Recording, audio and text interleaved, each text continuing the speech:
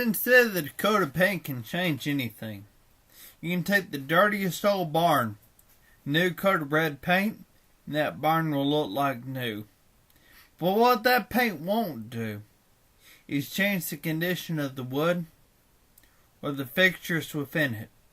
That old busted up barn, at the end of the day, is still going to be that old busted up barn with some bright paint on the outside.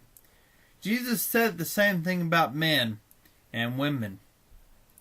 Matthew 23 verse 28 reads, "Even so, you are also outwardly appear righteous unto men, but within you are full of hypocrisy and iniquity."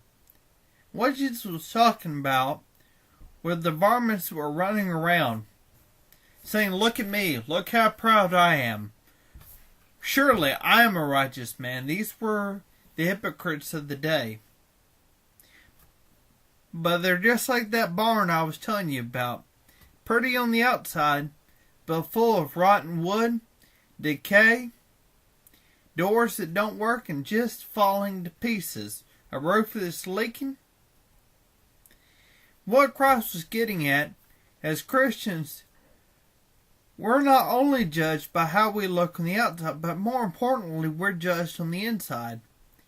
You ask any good old rancher whether they want a barn that looks good or a barn that is good. Would you rather have a barn that's pretty to look at or a barn that's going to keep the storm out, not fall in on your horse?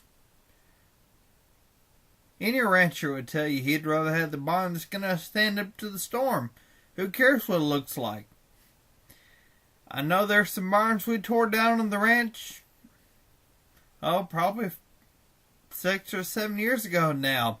Been there for 60 years probably. And they looked horrible. That's why we tore them down.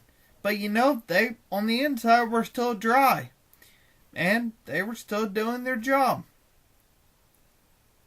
That's the way as Christians we should be. Inwardly obedient and walking in righteousness before God. So what if the outside's a little bit weathered? So, the thought for you to think about is this. If you love God, you obey His commandments,